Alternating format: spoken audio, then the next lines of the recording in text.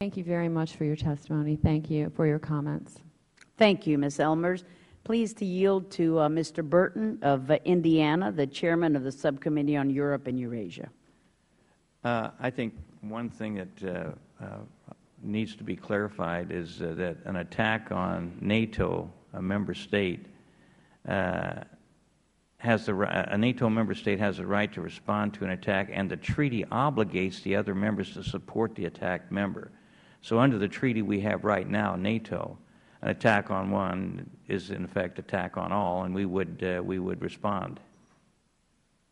Well, sir, there's also a stipulation in there to make sure that it's in concert with the provisions of the Constitution.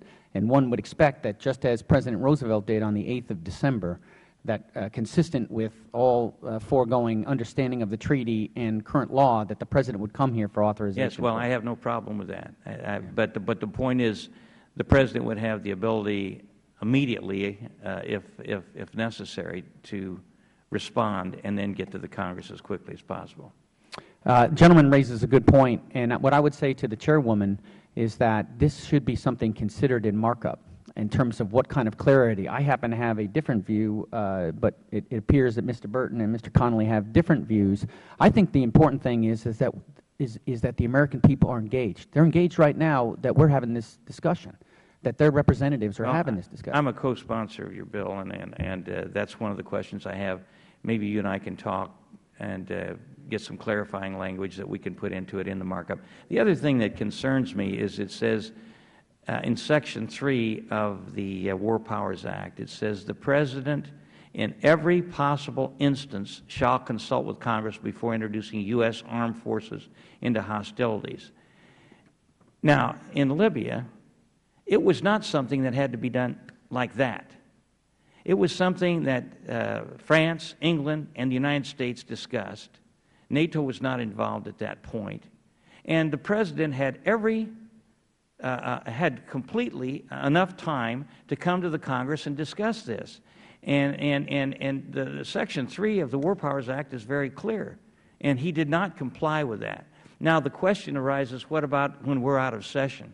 If it's important enough for us to commit troops or our resources to a conflict, all the President has to do is contact the Speaker of the House and the President, the Majority Leader of the Senate, and say, I need to get these guys back here right away, and within 24 or 48 hours, we can be back here to discuss in total the whole issue. And so I don't think that the President had the authority to go into Libya.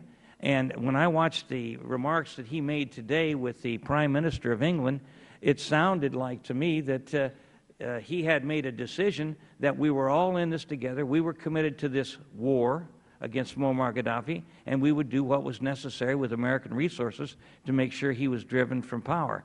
The President, in my opinion, according to the War Powers Act and the Constitution, does not have that authority. And yet he is saying on international television right now, at least I think everybody that was watching would interpret, that we are, along with France and England and our NATO allies, involved in a conflict to destroy the Muammar Gaddafi regime. And so I think that's just wrong, and I support your efforts. I really congratulate you, Representative Rooney and Representative Gibson, for working on this. It's extremely important, and anything I can do to help you in your endeavors to get this thing done, I'll be glad to do. And with that, I'll yield back to balance my time.